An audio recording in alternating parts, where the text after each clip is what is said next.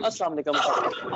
मैं हूं आपका मेज़बान सैयद अलीज़र अब्बास रिज़वी और आप देख रहे हैं द स्टूडेंट कॉर्नर विद अलीज़र, जो आता है लाइव ब्रिस्बेन ऑस्ट्रेलिया पे, sponsored by the American college. ख़वातीन और हज़रात, खुशामदीद। सबसे पहले तो मैं माज़रत करना चाहूँगा कि गुज़िश्ता दिनों हम लोग अपने सेमिनार और अपना प्रोग्राम मुनक्किद नहीं कर सकते, कुछ ज़ाती मसरूफ़ियात की वजह से। लेकिन आज हमारे पास एक बड़ी ही मशहूर और मारूफ़ और एक अपने आप में ही एक मिसाल, एक शख्सियत आए हैं जिनका नाम है फ़हाद अहमद। ये हमारे रीजनल मैनेजर हैं और एक सीनियर मैनेजर हैं ऑस्ट्रेलिया के डोमेन में। बेसिकली पेशे से एक स्टूडेंट कंसल्टेंट हैं। अस्सलाम वालेकुम फ़ाद भाई, कैसे मिजाज हैं? जी, वालेकुम अस्सलाम अली। मैं ठीक, आप बताएँ जी? अल्हम्दुलिल्लाह अल्हम्दुलिल्लाह। It's so nice to be here Fahad भाई, बहुत-बहुत शुक्रिया टाइम निकालने के लिए। Thank you. फ़ाद भाई, बिना कोई किसी टाइम वेस्ट करे मैं आता हूँ क्वेश्चंस की तरफ। जैसा कि हम सब जानते हैं कि कोविड की वजह से दुनिया के अंदर जो तबाही हुई है और जो हिसाब-किताब है, काफ़ी कुछ बहुत बहुत सारी चीज़ें, बहुत सारे चेंजेस हैं जो हमें देखने को मिले हैं।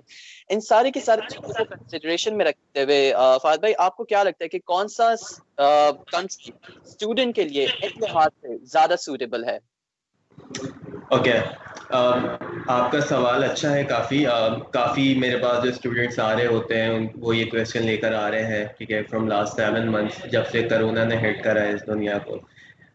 एक तो चीज़ हमें जो कोरोना ने सिखाई है वो ये कि जी बड़ी अनप्रडिक्टेबल है लाइफ, ठीक है। यू नेवर नो कि नेक्स्ट डे आपके साथ क्या हो जाए, ठीक है। हम सोच भी नहीं सकते थे कि दुनिया इस तरह से रुक जाएगी, लॉकडाउन हो जाएगा, कई मुल्कों में कर्फ्यू है, ठीक है। मेलबर्न इस वक्त कर्फ्यू में, यू नो दैट। तो एक बड़ा हमें लाइफ की अनसर्टिनिटी हमें मालूम चली है कि जी फ्यूचर हम प्लान कर रहे होते हैं, ठीक है, हम 10 साल बाद की सोच होते हैं, वी नेवर नो के कल क्या होने वाले हैं। तो एक ये लेसन हमें इससे मिला है। अच्छा, बात कर लेते हैं कि कौन सी कंट्रीज इस वक्त अच्छी हैं जिन्होंने कोरोना से फाइट अच्छा करा है, ठीक है। तो I would say number one कि आपका नेबर कंट्री है न्यूजीलैंड, ठीक है। It is Pioneer in fighting with Covid. और उधर के जो आप अभी स्टैट्स और फैक्ट्स एंड फिगर्स अगर आप उन लोगों के देखें तो they have zero cases from last 2 months, 2 और 3 मंथ्स, एक आध। बिल्कुल, फ़ाद भाई, अगर सिचुएशन में रखें, लाइक अगर एक स्टूडेंट की नज़र से देखें कि जैसे एक इंसान बैठा हुआ है पाकिस्तान के अंदर, एक बच्चा बैठा हुआ है इंडिया के अंदर, कौन-सा मुल्क आपको लगता है पढ़ाई के लिहाज से इन दिनों सबसे ज़्यादा मुफ़ीद और सबसे ज़्यादा बेहतर है? um, अली, इस वक्त जो बॉर्डर्स ओपन हैं, number one UK, United Kingdom, they are conducting classes on shore. उधर के बॉर्डर्स ओपन हैं, वीज़ास ओपन हैं, ठीक है। Universities are willing to accept students. तो नंबर वन यूके है, ठीक है। Then you have Dubai. आप दुबई देख सकते हो, ठीक है। उधर भी ऑनलाइन क्लासेस का अभी जो कॉन्सेप्ट था वो फॉर द टाइमिंग रोक दिया है और ऑन शोर रिक्रूटमेंट स्टार्ट हो चुकी है। दैन यू हैव टर्की, आप टर्की भी फोकस कर सकते हो। एंड मोस्ट प्रोबेबली ऑस्ट्रेलिया, जो कि हमें न्यूज़ आ रही है कि जी मिड सितंबर और नवंबर मैक्सिमम ओपन हो जाएगा। ऑस्ट्रेलिया ने अपने वीज़ास ओपन कर दिए हैं। एंड पाकिस्तान में वीएफएस बायोमेट्रिक्स के लिए भी ओपन हो रहा है फ्रॉम 14 सितंबर। तो we are expecting good news coming from Australia इंशाल्लाह। तो ये 3-4 कंट्रीज हैं जो इस वक्त इंटरनेशनल स्टूडेंट फोकस कर सकते हैं। तो मेरे ख्याल में ये कहना है कि सेमेस्टर के लिए स्टूडेंट को एनरोल होना है, तो मेरे ख्याल में ऑस्ट्रेलिया एक डेस्टिनेशन बन सकती है उनके करियर को फाइनलाइज़ करने के लिए। क्या कहते हैं इस पे? सर बिल्कुल बिल्कुल, we have February intake available for Australia. उसके लिए स्टूडेंट्स अभी से अप्लाई कर रहे हैं और अपने वीज़ास फाइल करवा रहे हैं। एंड मज़े की बात ये कि हाई कमीशन वीज़ास भी ग्रांट कर रहे हैं, ठीक है। जब वीज़ा ग्रांट होते हैं इसका मतलब है कि जी they they are planning to reopen borders, ठीक है। अदरवाइज वो वीज़ा ग्रांट नहीं कर रहे होते हैं। तो you can consider Australia as well. बिल्कुल। सही है, ठीक है, परफेक्ट। उन स्टूडेंट्स के पास जाएं जो कि अभी रिसेंटली ग्रेजुएट हुए हैं, जैसे वो स्टूडेंट्स जिन्होंने अपना ओ या ए लेवल्स किया हुआ है, और या वो स्टूडेंट्स जो उन्होंने अपना बैचलर्स किया हुआ है। तो स्पेसिफिकली अगर हम लोग ओ और ए लेवल्स स्टूडेंट की बात करें, या फिर जो मैट्रिक और इंटर के बच्चों की बात करें, जो कि लाइक एक ही डोमेन में आते हैं, बस डिफरेंस इन एजुकेशन है, उनके लिए स्टार्टिंग प्रोसीजर्स क्या हो सकते हैं? मतलब एज इन उनकी जिस तरीके से डॉक्यूमेंट्स वगैरह हो गए, उनके कोई गैप ईयर नहीं, कौन से प्रोग्राम के अंदर वो आएंगे? जैसे बच्चा एक फॉरेन से एक इंटर से निकलता है, तो क्या वो उनके बैचलर प्रोग्राम में आएगा, डिप्लोमा में आएगा, या फाउंडेशन में आएगा? क्या कहते हैं आप इसके बारे में? अच्छा जी, इसके ऊपर मैं आपको थोड़ा सा गाइड कर देता हूँ। जो हमारे ओ लेवल्स के और ए लेवल्स के स्टूडेंट्स हैं, रिसेंटली उनके रिजल्ट्स आए, ठीक है। वो जो स्टूडेंट्स हैं, ठीक है, वो अप्लाई जब कर रहे होते हैं तो उनको जो इनिशियल स्टेज पे वो अप्लाई करते हैं, वो अपने एडमिशन के लिए अप्लाई कर रहे होते हैं। उसके लिए जो उनको एजुकेशन डॉक्यूमेंट्स चाहिए होते हैं, वो उनका जो प्रीवियस एजुकेशन है वो, और उससे पहले जो उन्होंने पढ़ा हुआ है, that secondary and higher education certificate from British Council. और जो एचएससी और एसएससी के स्टूडेंट्स हैं, अनफॉर्चुनेटली जो हमारा मैट्रिकुलेशन सिस्टम है वो क्वालिफाई नहीं कर रहा होता है फाउंडेशन के लिए, ठीक है, तो एचएससी वाले स्टूडेंट्स अप्लाई कर सकते हैं। डॉक्यूमेंटेशन बड़ी इजी होती है, ठीक है। आपने अपने ऑल एजुकेशनल डॉक्यूमेंट्स देने होते हैं, आपने अपने एक्स्ट्रा करिकुलर सर्टिफिकेट्स देने होते हैं, आप अपना पासपोर्ट लेकर आते हैं, ठीक है। अलॉन्ग विद दैट हम बच्चों को गाइड कर रहे होते हैं, एक स्टेटमेंट ऑफ पर्पस लिखना होता है फॉर एडमिशन, जिसमें वो बच्चा अपनी पूरी करियर प्लान्स बता रहा होता है, ठीक है, why he wants to opt this program, why Australia और why X Y Z country, ठीक है। तो वो सारी चीज़ें उसमें बच्चा जॉट डाउन कर रहा होता है, वी गाइड देम अकॉर्डिंगली, ठीक है। और वो उसके बाद वो एक्सेप्टेंस उन बच्चों के आ रहे होते हैं डिफरेंट यूनिवर्सिटीज से, ठीक है। जब और ये कथक से अगर एक स्टूडेंट उसने अपना ओ लेवल्स किया है और अगर एक स्टूडेंट जिसने अपना मैट्रिक किया है, तो उसमें से ओ लेवल्स वाला जो स्टूडेंट होगा वो क्वालिफाई करेगा उनके उनके फाउंडेशन प्रोग्राम के लिए, लेकिन मैट्रिक वाला नहीं करेगा। Is that true? जी जी बिल्कुल, उसका मैं आपको रीजन बता देता हूँ। क्या है, देखें, ओ लेवल जो है वो 11 इयर्स ऑफ एजुकेशन होती है, ठीक है, whereas matriculation is 10 years of education. So the minimum requirement for uh, foundation is 11 years of education actually, ठीक है। तो इस वजह से matriculation वाले बच्चे unfortunately qualify नहीं कर पा रहे होते। सही। तो अगर एक ने इंटर किया हुआ है तो वो इंटर फिनिश आउट करने के फौरन बाद फाउंडेशन में आएगा या फिर वो अपने बैचलर्स के अंदर आएगा? That too depends. अगर एक स्टूडेंट है जिसके लेट सपोज परसेंटेज बहुत कम है, ठीक है, वो एंट्री रिक्वायरमेंट से बिलो फॉल कर रहा है, लेट सपोज 55% मार्क्स चाहिए उसको अपनी फर्स्ट ईयर एंट्री के लिए बैचलर्स में, और वो क्वालिफाई नहीं कर पा रहा, उसकी परसेंटेज बिलो 55 आ जाती है, तो वो स्टूडेंट फाउंडेशन करेगा first, then he will progress to the bachelor's degree, जो कि 3 से 4 साल की होती है, ठीक है। तो इस तरह से ये पूरा सिस्टम होता है।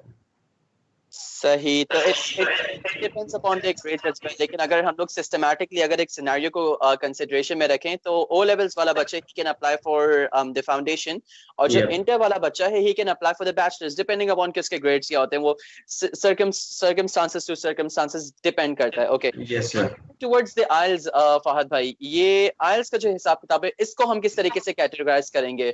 क्या होना चाहिए मिनिमम, क्या होना चाहिए उसका एक क्राइटेरिया? Please Okay. काइंडली।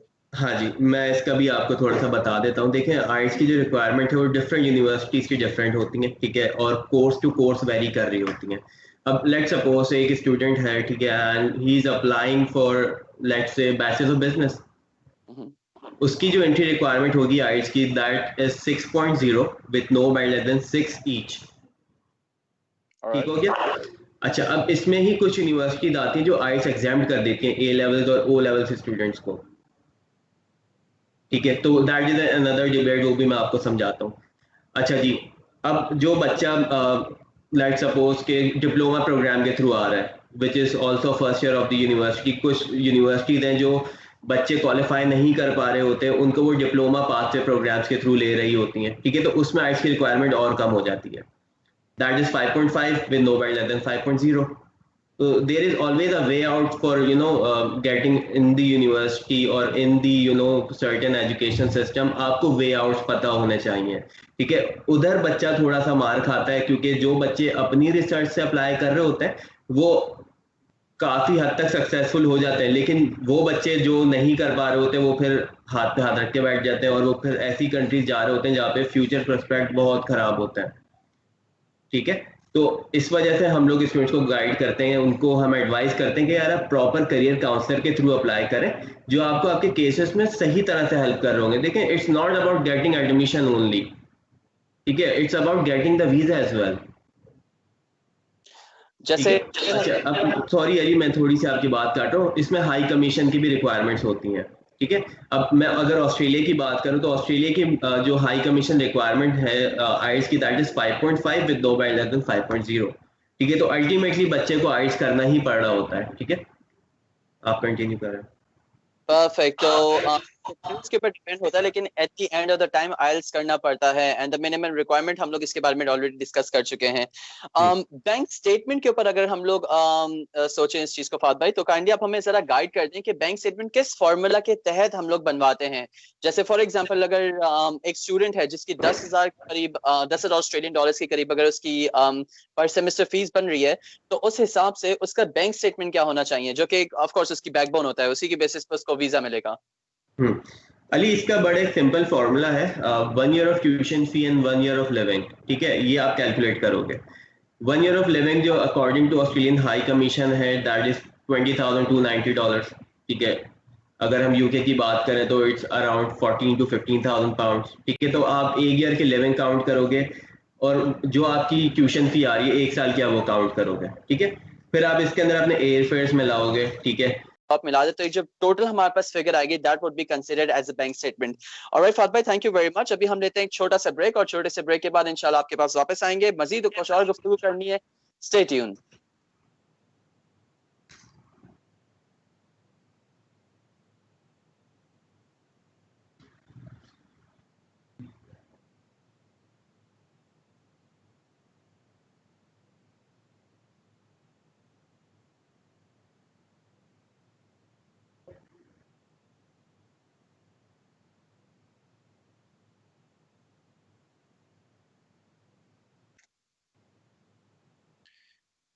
मेरे ख्याल में हमारे हम प्रॉब्लली अपनी कंटिन्यू रखते हैं। Extremely sorry for that mister Fahad ji. No तो प्रॉब्लम। जैसे हम लोग बात कर रहे थे बैंक स्टेटमेंट के बारे में, तो गालिबन अगर हम लोग इस चीज को कंसिडरेशन में रखें, जैसे फाउंडेशन के लिए अगर एक स्टूडेंट आ गया है, he is having 10,000 Australian dollars as his first trimester fees, उसके ऊपर अगर उसके लिविंग 8,000 हम लोग ऑन टॉप मिला दें तो कुछ नियर अबाउट 20 के या 22 लाख पाकिस्तानी के करीब ये अमाउंट बनती है। Is it true? No, unfortunately not. देखें अली, अगर आप बात कर रहे हैं $10,000 से $12,000 वाली यूनिवर्सिटी की, ठीक है, तो बच्चा एक सेमेस्टर की फी इधर से पे करके जा रहा होता है। ठीक है, this is just an example. Australia में कोई यूनिवर्सिटी ऐसी नहीं है जहाँ पे फी $10,000 आ रही हो। यूजली यूनिवर्सिटी $25,000 अबव है ऑस्ट्रेलिया में। ठीक है, ऑफ कोर्स। तो एक सेमेस्टर की फी आप उसमें से माइनस कर दें, जो रिमेनिंग आपकी फी बची that is $5,000 remaining your living expense. तो अगर आप कैलकुलेट करें $25,000 बन रहे हैं, ठीक है, फिर उसमें आप एयर फेयर्स मिला रहे होंगे, तो आपने एटलीस्ट 32 लाख रुपीस का स्टेटमेंट इस केस में दिखाना होगा। सही। और ये हम लोग एक केस की बात करेंगे, डिपेंड हो सकता है हर एक student to student, field to field और यूनिवर्सिटी टू यूनिवर्सिटी। जी सर, जी बिल्कुल ऐसे। बात है एक और चीज के ऊपर मैं आपकी जरा तवज्जो दिलाना चाहूंगा। जैसे ये तो हम लोगों ने बात कर दी बड़े बिग ब्रांड्स यूनिवर्सिटीज की, जो छोटे कॉलेजेस हैं उनका क्या प्रोसीजर हो सकता है पाकिस्तान के सिनेरियो को कंसिडरेशन में रखते हुए ऑस्ट्रेलिया के अंदर? अच्छा, मैं इस क्वेश्चन को आंसर करने से पहले आपको थोड़ा सा ऑस्ट्रेलिया का या जो दूसरी कंट्री थे उनका थोड़ा सा आपको सिस्टम समझाता हूँ। देखिए, हर कंट्री ने अपनी जो यूनिवर्सिटीज जिनको वो रिप्रेजेंट कर रहे होते हैं, जो बच्चे अप्लाई कर रहे होते हैं, हाई कमीशन ने उनको कैटेगराइज करा हुआ होता है अकॉर्डिंग टू रैंकिंग। ठीक है, और वो जो वीजा ग्रांट्स हो रहे होते हैं वो भी according to the ranking, university name, courses, ये सारी चीजें देखकर किए जा रहे होते हैं। ठीक है, अब हम ऑस्ट्रेलिया की अगर बात करें, there are 3 assessment levels in Australia. ठीक है, असेसमेंट लेवल 1, उसकी जो यूनिवर्सिटीज हैं उनके नेम्स हैं। ठीक है, जैसे आपके ग्रुप ऑफ 8 हो गए, ठीक है, इसके अंदर टॉप 15 की यूनिवर्सिटीज फॉल कर रही हैं। फिर असेसमेंट लेवल 2 आता है, वो मीडियोकर यूनिवर्सिटीज हैं। ठीक है, असेसमेंट लेवल 3 में आते हैं कॉलेजेस और इंस्टीट्यूट्स। ठीक है, तो अगर लेट सपोज हम बात करें, बच्चा पाकिस्तान से अप्लाई कर रहा है, ठीक है, और वो किसी कॉलेज में या इंस्टीट्यूट में अप्लाई करता है किसी डिप्लोमा के लिए, तो उसका वीजा रेशो ऐसा होगा अली कि 10 बच्चे अप्लाई करते हैं, वो 10 में से 9 को रिफ्यूज करते हैं और एक बच्चे को एक्सेप्ट करता है। एक्सेप्टेंस रेट बहुत कम है। ठीक है, तो visa would be an issue for the students who are willing to apply for colleges और इंस्टीट्यूट्स। तो अगर एक बच्चा चाहे भी आना तो लाइक उसका एक्सेप्टेंस रेट स्पेशली पाकिस्तान के अंदर काफी कम होगा। Is it true? जी, जी बिल्कुल बिल्कुल। और इसकी क्या आपको इसकी वजूहात क्या लगती है? मतलब हमारी इंटरनेशनल रिकग्निशन एक इशू हो सकता है, या फिर जिस इंस्टीट्यूट से हम लोग पढ़ रहे हैं वो एक इशू हो सकता है, या फिर एक उनके जहन में ये है कि एक अच्छा खासा एक स्टूडेंट से एक क्या उसे कहते हैं 20-22 हजार का एक रेशियो निकलवाना ही होगा, like Australia, you know what I am talking about, right? Yeah, definitely it's all about business, Ali. This is how it goes. UK, USA, Australia, इनकी इकोनॉमी आप देखें तो ये यूनिवर्सिटीज के ऊपर एजुकेशन, इंटरनेशनल एजुकेशन पे चल रही होती हैं, तो that can be an issue और a reason as well. But जो प्रॉब्लम है यार अली, वो हमारे स्टूडेंट्स के साथ है, ठीक है। आप देखें कि जी बड़ी यूनिवर्सिटीज में स्टूडेंट जाते हैं, ठीक है, और वो क्या कर रहे होते हैं, अनफॉर्चुनेटली 6-6 महीने बाद, 5-5 महीने बाद वो बच्चे विड्रॉ कर जाते हैं उन यूनिवर्सिटीज से, ठीक है। तो हाई कमीशन ये सारी चीजें मॉनिटर कर रहा होता है, और उसका जो खमियाजा है वो भुगतना पड़ता है उन बच्चों को जो अप्लाई बाद में कर रहे होते हैं, ठीक है। You getting my point? Yep, बिल्कुल बिल्कुल बिल्कुल। तो एक तो ये इशू है, ठीक है। दूसरा इशू ये होता है कि यार सेम प्रोग्राम एक अच्छी यूनिवर्सिटी करा रही है और एक बहुत कोई सस्ता कॉलेज करवा रहा है, ठीक है। अपॉर्चुनिटीज वो बच्चा वही अवेल करेगा जो एक ग्रुप ऑफ 8 का स्टूडेंट अवेल कर रहा है। Post study work visa, temporary residency, 40 hours job, highest wages rate, ठीक है। ये सारी चीजें वो बच्चा भी अवेल कर रहा होगा जो $40,000 भर के जा रहे हैं यूनिवर्सिटी को, और वो बच्चा भी करेगा जो कि $10,000 देके जा रहा है। तो visa officer back of the mind ये सोच रहा होता है कि यार मैं इसको वीजा क्यों दूं, ठीक है। जो बच्चा हमारी इकोनॉमी में ज्यादा कंट्रीब्यूट कर रहा है, it should be the one, ठीक है, हम उसको वीजा ज्यादा रेशो अच्छा रखते हैं, और वो बच्चा जो कम कंट्रीब्यूट कर रहे हैं, ठीक है, तो we don't want those students, ठीक है। ये एक बैक ऑफ द माइंड एक परसेप्शन भी है, कॉन्सेप्ट भी है वीजा ऑफिसर्स का, ठीक है। तो वो ये सोच रहे होते हैं, और वीजा ऑफिसर का काम ना आपको वीजा ग्रांट करना नहीं होता है, ठीक है। He is there to refuse your visa, ठीक है। तो जब उसको एक छोटी सी भी वजह नजर आ रही होती है ना, तो वो उसमें क्या बोलते हैं, आपको जरा सी भी लीनियंसी नहीं दे रहे होते। तो ये सारी चीजें बैक ऑफ द माइंड आपने रखनी होती है अप्लाई करने से पहले। ये कहना बुरा एक स्टूडेंट ट्राई कर सकता है, उनका स्वाबदीद है, लेकिन कंफर्मेशन कंसल्टेंट नहीं ले सकता। That's not possible. Never even अगर बहुत बड़े आप ब्रांड में, लेट्स सपोज आप, can I name the universities और not? Please, that's fine. Let's suppose एक बच्चा ऑस्ट्रेलियन नेशनल यूनिवर्सिटी अप्लाई करता है, it is one of the best in Australia, number 1 in Australia, 31 in the world. हम उसकी भी कोई श्योरिटी या गारंटी नहीं ले सकते, ठीक है। तो उधर भी बच्चा रिफ्यूज हो सकता है, तो रिफ्यूजल इज ऑलवेज देयर। वो आपने हमेशा अपने केस के साथ साथ लेके जो है उसको सोचना पड़ता है, और वो बैक ऑफ द माइंड लेके चलना होता है कि यार अगर रिफ्यूज हो जाता है तो बैकअप प्लान्स होने चाहिए आपके पास। सही। फॉर इंस्टेंस अगर खुदा अगर एक स्टूडेंट का अगर हम लोग ऑस्ट्रेलिया को कंसिडरेशन में रखते हैं, अगर उनका वीजा रिफ्यूज हो जाता है, क्या और हो सकते हैं एक स्टूडेंट के लिए कि अपने करियर को और परस्यू कर सके, या फिर ये कहना चाहें कि बस full stop, hands up? It's not a full stop, not hands up, लेकिन हाँ फॉर द टाइम बीइंग हम स्टूडेंट्स को मना करते हैं रीअप्लाई करने के लिए। एटलीस्ट 3 इयर्स वो ऑस्ट्रेलिया अप्लाई ना करें, ठीक है, वो बेहतर रहता है। बिकॉज हमारी एक्सपर्टीज है, हमने ट्राई करा है इस तरह से कि हमने रीअप्लाई करवाया है, और ऐसे भी केसेस हैं कि हमने 3 बार रीअप्लाई कराया, उन बच्चों को वीजा नहीं दिया, और सेम रीजन वो देते रहे, ठीक है। तो ये एक चीज है जो चल रही होती है, ठीक है। आप एटलीस्ट अपनी बैचलर्स डिग्री फिर कंप्लीट करें किसी और कंट्री से, और मास्टर्स के लिए आप अप्लाई करें अगर अल्टीमेटली आपने ऑस्ट्रेलिया आना है, ठीक है। तो बैकअप ऑप्शन आपने हमेशा रखने अपने लिए, ठीक है। आप ऑस्ट्रेलिया से मिलती जुलती डेस्टिनेशन अपने माइंड में रखो। आप न्यूजीलैंड रख लो, ठीक है, आप कनाडा अप्लाई कर लो, जो पॉलिसीज ऑस्ट्रेलिया में है वो कनाडा में भी फॉलो कर रही है, वो उधर भी आपको मिल सकते हैं ऑप्शन। तो don't stick to one option, आप अपने ऑप्शन ब्रॉड रखें।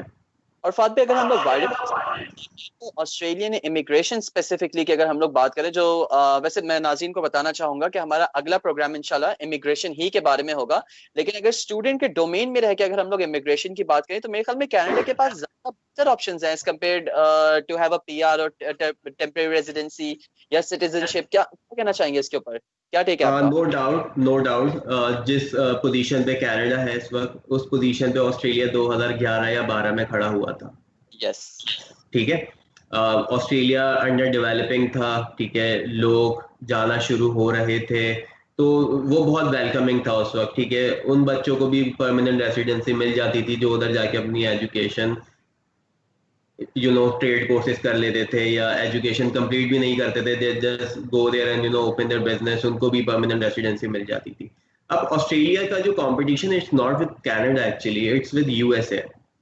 ठीक है, तो वो जिस कंट्री को टारगेट कर रहा है वो आसपास भी नहीं आती ऑस्ट्रेलिया के ना। ठीक है, तो ऑस्ट्रेलिया इस वक्त थोड़ा सा स्ट्रिक्ट है। हाँ, अब बिल्कुल ठीक बोल रहे हैं कि जी कनाडा इस वक्त काफी लीनियंट है इमिग्रेशन पॉइंट ऑफ व्यू से। मैं डिस्क्रिमिनेट नहीं करूंगा, but basically it's an isolated country. Okay, उधर जब लोग जाते हैं तो आप you will get to know के यार हाँ ठीक है, इधर इमिग्रेशन इस वजह से आसान था। ठीक है, कंसिडरिंग द फैक्ट वेदर, ठीक है, it's very harsh over there.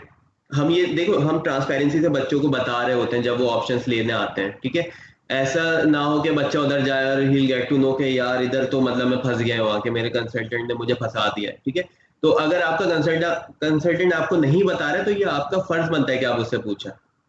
आप अपना करियर जो है किसी और के ऊपर छोड़ने से बेहतर है कि आप अपनी रिसर्च थोड़ी सी करके फिर कंसल्टेंट्स के पास जाया करें। ठीक है, हाँ जी बिल्कुल, कनाडा लीनियंट है थोड़ा सा, आपकी बात बिल्कुल बजा है। तो जो बच्चे परमानेंट रेसिडेंसी को फोकस करके अप्लाई करना चाह रहे हैं, उनका फर्स्ट प्रायोरिटी कनाडा होना चाहिए इस वक्त। सही, ये तो बात हो इमिग्रेशन वाले सिनेरियो के अंदर। इंशाल्लाह भी फहद भाई प्लीज आप स्टे ट्यून रहिएगा हमारे साथ। हम एक शॉर्ट कमर्शियल ब्रेक लेंगे और ब्रेक से आने के बाद हम लोग डिस्कस करेंगे कि कौन कौन सी यूनिवर्सिटीज हैं जो कि एक स्टूडेंट कंसिडरेशन में रख सकता है स्पेसिफिकली ऑस्ट्रेलिया के डोमेन में। तो don't go anywhere, we'll be right back after a short commercial break. Thank you very much. American College, located in the heart of Woolloongabba, is a nationally accredited registered training organisation by the Australian Skills Quality Authority. Our motivations entail competency-based trainings, tapping vocational outcomes. I think the education is real. It's really represent the vocational education sector in Australia. It's one-to-one feedback, and that sort of experience I haven't really felt anywhere else. American College takes a client-centered approach as the welfare of our students takes an utmost precedence. Founded on the motto, empowering aspiring minds, every thought, every word, and every effort of American College revolves around this dictum. American College is the place to be, and I'm glad you have chosen American College as your institution of learning. Welcome. Our national alliance with Alpha Crucis College and Australian Catholic University and the international alliance with Global Open University ensure that our aspiring graduates have seamless access to higher education programs in Australia and worldwide. American College is the place to learn varied vocations so that upon completion the student can immediately start earning, keep his or her head high, free from fear of financial insecurities, and participate in the society as a responsible and free citizen of the nation.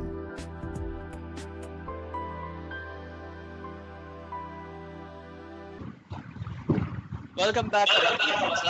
तो हम break से पहले discussion कर रहे थे कि एक international student के लिए इमिग्रेशन पॉलिसीज कौन कौन से मुल्क के अंदर ईज हैं। अब हम डिस्कस करेंगे मिस्टर फहद से कि कौन कौन सी यूनिवर्सिटीज हैं ऑस्ट्रेलिया के डोमेन के अंदर जो कि इंडिविजुअल स्टूडेंट के लिए बेस्ट हो सकता है in terms of choosing his career. तो फहद भाई thank you so very much, और the mike is on you now. अच्छा Ali, can you please repeat your question? I missed that. Sir वो स्टूडेंट जो कि ऑस्ट्रेलिया के अंदर अपना फ्यूचर को कंसिडरेशन में लेके आ रहे हैं, उनके लिए यूनिवर्सिटी चूज करने का क्राइटेरिया कौन सा सबसे बेस्ट हो सकता है? किस चीज की बिना के ऊपर वो अपने यूनिवर्सिटी को चूज करें कि आगे वो उसके लिए फर्दर ऑन परस्यू करें? वेदर इफ इट्स इंटरनेट, आप लोग ऑफ कोर्स कंसल्टेंट है, सबसे बेस्ट गाइड कर सकते हैं। क्या क्या चीजों को कंसिडरेशन में रखे एक स्टूडेंट जब वो यूनिवर्सिटी चूज करता है? Number 1 is ranking, number 2 is location, ठीक है जी, और नंबर 3 इज दी alumni। ये आप ये 3 चीज़ अपने माइंड में रखते हुए किसी यूनिवर्सिटी में अप्लाई करें हमेशा।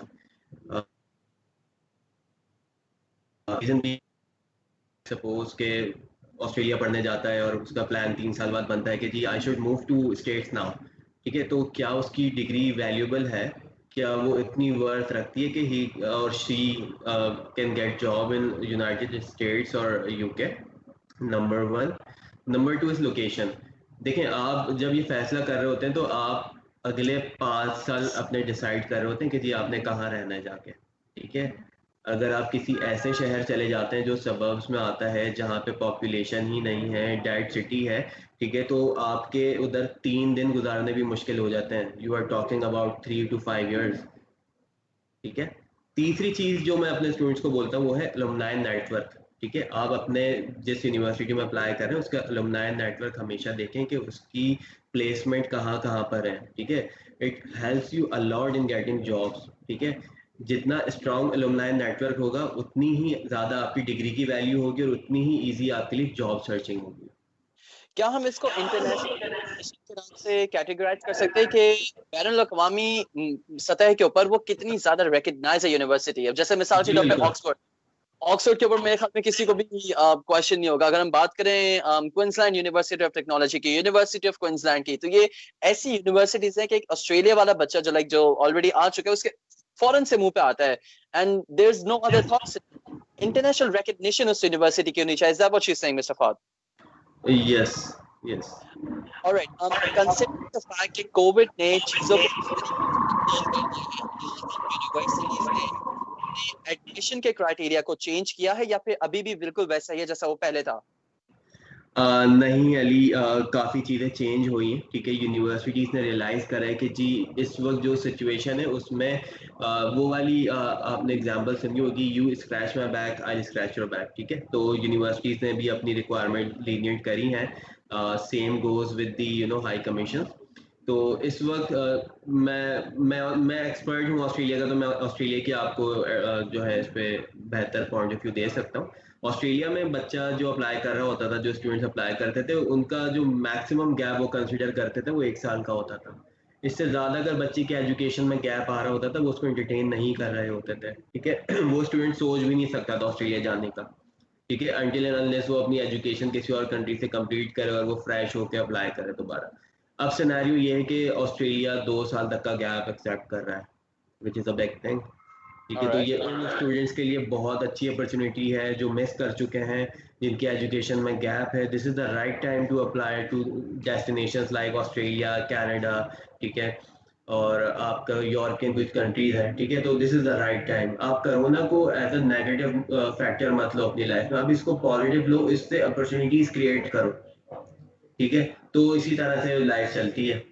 परफेक्ट। अगर हम इस चीज को कंसिडरेशन में लेके आए कि उन्होंने अपने यूनिवर्सिटीज ने क्राइटेरिया चेंज किया है और this is the right time, आपको क्या लगता है कि कौन सा वक्त ये यूनिवर्सिटीज ऑन शोर स्टडीज को कंटिन्यू रखेंगे? क्या कहते हैं आप? एक स्पेसिफिक डेडलाइन, लाइक कुछ 2 महीना, 3 महीना, अगला semester, trimester 2, what do you think? ये प्रेडिक्शन होगी Ali, we can not be sure in this, but जहाँ तक मेरी प्रेडिक्शन है और जहाँ तक मेरी रिसर्च है, ठीक है, जनवरी 2021 वुड बी ऑन शोर, बॉर्डर्स रीओपन होंगे। देखो, इतना नुकसान कोई बर्दाश्त नहीं कर सकता, ये आपको पिछले 7-8 महीने में कोरोना सिखा चुका है, ठीक है? तो आपको इसके साथ रहना सीखना पड़ेगा। बहुत सी कंट्रीज हैं जिन्होंने अभी से वो प्रैक्टिस स्टार्ट कर दी है। यूके की हम बात करते हैं, ठीक है, यूके इस वक्त ऑन शोर है, इससे बड़ी एग्जांपल क्या होगी आपके लिए? तो जनवरी 2021 I think it should be the one. और ये एक एक ट्राइमेस्टर अप एंड डाउन हो सकता है, नॉट एग्जैक्टली श्योर। ये ऑफ कोर्स इमिग्रेशन और जो बॉर्डर कंट्रोल अथॉरिटीज हैं वो ही डिटरमाइन करेंगे, लेकिन अगर एक एनालिसिस के तौर पे अगर हम बोलें तो कह सकते हैं कि अगले साल का जनवरी कंपैरेटिवली थोड़ा बेहतर होगा उन स्टूडेंट्स के लिए जो ऑन शोर आके पढ़ना चाह रहे हैं। पर इस बार इसके क्यों बेचारे 12-12, 13-13 हज़ार डॉलर भी फीसें पे करें और eight the end of the day वो पाकिस्तान ही के अंदर या इंडिया के अंदर या अपने ही डोमेन के अंदर रह के एक खैर मजाक तो मैं नहीं कहूँगा, लेकिन ऑनलाइन एजुकेशन और you know what I mean, मुझे मजाक से to be very honest। मैं सॉरी, मैं आपकी इस बात से डिसएग्री करूंगा अली। देखें आप, मैं एक एग्जांपल देता हूँ आपको कि नोकिया एक ब्रांड था, ठीक है? एक वक्त था कि जब नोकिया के मोबाइल फोन्स दुनिया इस्तेमाल करती थी, ठीक है। उन्होंने पता है क्या मिस्टेक करी, ठीक है, उन्होंने वक्त के साथ खुद को अपडेट नहीं करा। Android took over, Apple took over, ठीक है। ये वक्त है कि हमें खुद को अपडेट करना होगा। Future is online, future is technology, artificial intelligence, ठीक है, इंटरनेट ऑफ थिंग्स। अगर आप अभी खुद को अपडेट नहीं करोगे आप पीछे रह जाओगे, ठीक है। हम बच्चों को रिक्रूट कर रहे हैं ऑनलाइन एजुकेशन के लिए, ठीक है, एंड बड़ी मजे की चीज है, बिलीव मी यू, ठीक है। तो आपने ये परसेप्शन आपके माइंड में है, ठीक है, कि अगर ऑनलाइन पढ़ रहा है तो बच्चा पैसे वेस्ट कर रहा है, ठीक है। अगर बच्चा ऑनलाइन पढ़ रहा है तो वो पढ़ नहीं पाएगा, उसको समझ नहीं आएगा, ठीक है। तो यार वो भी बच्चे होते हैं जो यूनिवर्सिटी में जाके फेल हो जाते हैं, वो तो ऑनलाइन ही पढ़ रहे होते हैं। यस सर, इसके बाद तो फ्यूचर इज ऑनलाइन। आज आपने प्रूफ किया कि सर यार एक स्टूडेंट और एक उस्ताद होता है सर। अनडाउटेबली बहुत अच्छी जस्टिफिकेशन पेश करे आपने फाद भाई। I mean I am really impressed. चलें अब थोड़ा सा कैटेगराइज होकर अगर हम लोग बात करें डॉक्यूमेंट्स के इन टर्म्स में, वो स्टूडेंट्स जो कि आपके पास न्यूली फ्रेश आया है, क्या क्या चीजें आपके पास आने से पहले उसको रेडी रखनी चाहिए अपने डोमेन और अपने एंड के अंदर, ताकि वो जो एक टाइम होता है कंसल्टेंसी का, महीना 2 महीना 4-5 हफ्ते जितना भी हो सकता है, उसको कट डाउन कर सकें।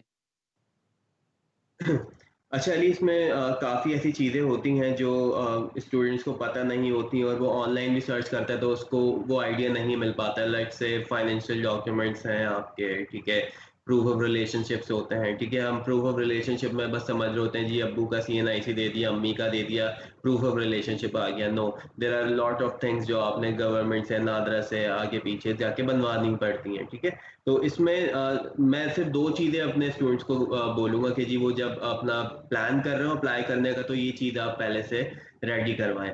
Number 1 is family registration certificate. Number 2 would be there bank statement. अगर वो नहीं बना हुआ तो just go for it, open a bank account, ठीक है, और उसके अंदर आप पैसे डिपॉजिट करना स्टार्ट करें, ठीक है। और एक और चीज़ इसमें अगर मैं ऐड करना चाहूँ तो वो सोर्स ऑफ इनकम है, ठीक है। You need to have proper source of income with you, taxation के साथ प्रॉपर वेरीफाई हो रहा हो, FBR NTN, ठीक है, वो आपका प्रॉपर बना हुआ हो और आपकी सोर्स ऑफ इनकम जस्टिफाई हो रही हो, ठीक है। तो ये कुछ ऐसी चीज़ें होती हैं जिसमें काफ़ी टेक्निकलिटीज़ हैं जो आपको टाइम टू टाइम वो पता चल रही होती हैं। तो इंस्टेड ऑफ वेस्टिंग टाइम कि यार हम अप्लाई करेंगे फिर उसके बाद ये चीज़ें बनवाएंगे, आप जब अप्लाई करो साथ साथ देखें तो 10 से 15 वर्किंग डेज मैक्सिमम, 15 दिन ये होगा, ठीक है। और अगर हम लोग 5 या 6 दिन मेरे ख्याल में अपना FRC, फैमिली रजिस्ट्रेशन सर्टिफिकेट्स, अगर इन चीजों के अंदर भी लेके आए तो अभी तक हमारे पास कुछ 20 के करीब दिन बनते हैं। और फिर इसके बाद जो फाइनली कंफर्मेशन ऑफ एनरोलमेंट आ जाता है एक स्टूडेंट का, उसके बाद वाले जो प्रोसीजर्स होते हैं, क्या लगता है कि कितना टाइम एक यूजुअली एक आइडियल सिचुएशन में होता है? आइडियल सिचुएशन की बात करें तो 15 से 20 दिन में वीजा ग्रांट हो जाता है। 15 से 20 दिन में वीजा ग्रांट हो जाता है after the biometrics and medical, ठीक है, 15 से 20 दिन लगते हैं।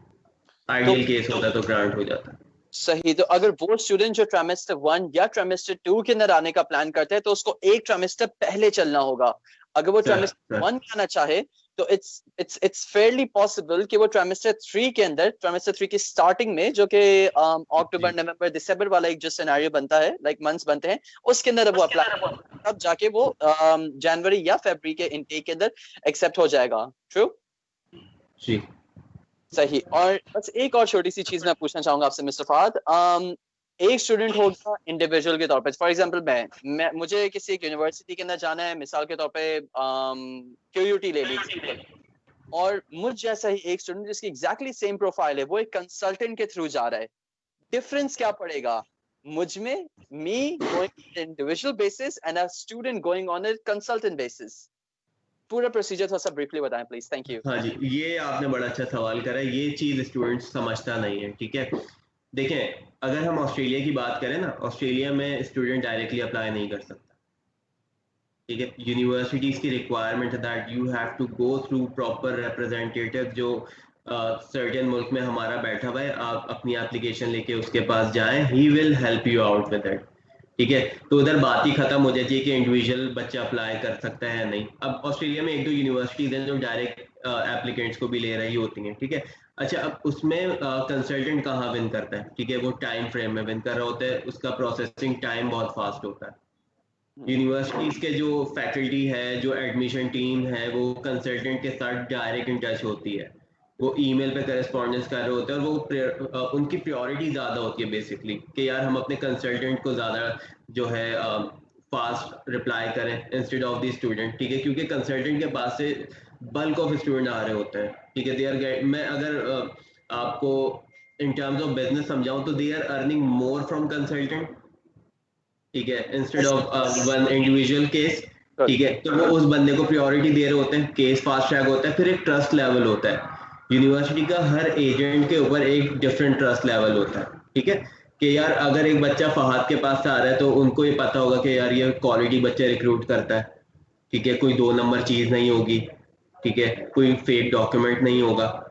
तो वो एक ट्रस्ट फैक्टर भी उधर बड़ा मैटर कर रहा होता है केस जब आप किसी प्रॉपर कंसल्टेंट से काम करवा रहे हो। तो जब आप इंडिविजुअल काम कर रहे हो तो यूनिवर्सिटी को ट्रस्ट फैक्टर भी आप पे बड़ा आ रहा होता है, ठीक है, वो आपकी डॉक्यूमेंट्स की स्क्रूटनी भी बहुत ज़्यादा कर रही होती है, ठीक है, फिर वो आपके इंटरव्यूज भी कर रही होती है, वो चेक भी करती है कि यार बच्चा वाकई में क्वालिफाई कर भी रहा है या नहीं कर रहा है, कोई डॉक्यूमेंट फेक तो नहीं है। तो बच्चे का टाइम उधर ज़्यादा वेस्ट हो रहा होता है, ठीक है। तो ये सारे फैक्टर्स हैं जो उधर फॉल इन कर रहे होते हैं। तो अगर इसको हम थोड़ा कट इन शॉर्ट करें तो आपका केस फास्ट ट्रैक हो जाता है अपने कंसल्टेंट के साथ, और एक्सेप्टेंस रेट बहुत अच्छा होता है।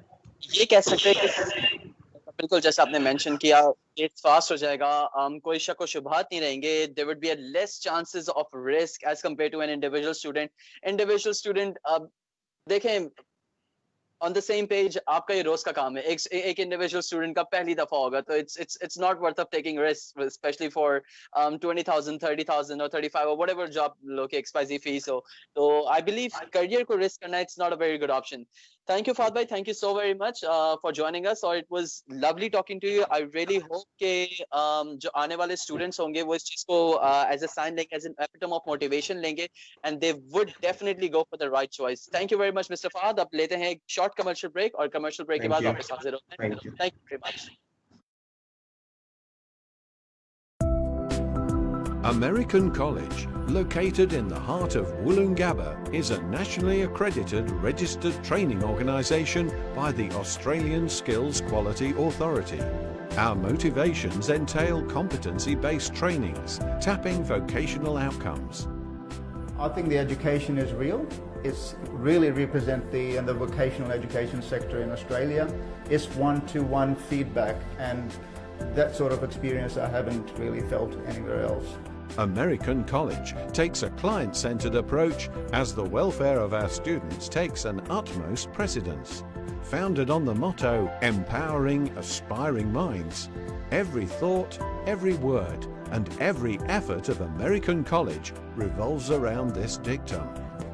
American College is the place to be, and I'm glad you have chosen American College as your institution of learning. Welcome. Our national alliance with Alpha Crucis College and Australian Catholic University and the international alliance with Global Open University ensure that our aspiring graduates have seamless access to higher education programs in Australia and worldwide. American College is the place to learn varied vocations so that upon completion the student can immediately start earning, keep his or her head high, free from fear of financial insecurities, and participate in the society as a responsible and free citizen of the nation. The Australian Skills Quality Authority. Our motivations entail competency-based trainings, tapping vocational outcomes.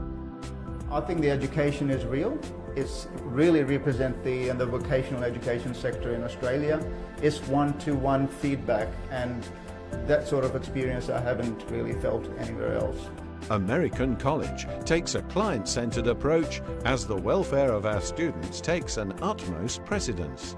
Founded on the motto, empowering aspiring minds, every thought, every word, and every effort of American College revolves around this dictum. American College is the place to be. And I'm glad you have chosen American College as your institution of learning. Welcome. Our national alliance with Alpha Crucis College and Australian Catholic University and the International Alliance with Global Open University ensure that our aspiring graduates have seamless access to higher education programs in Australia and worldwide. American College is the place to learn varied vocations so that upon completion the student can immediately start earning, keep his or her head high, free from fear of financial insecurities, and participate in the society as a responsible and free citizen of the nation.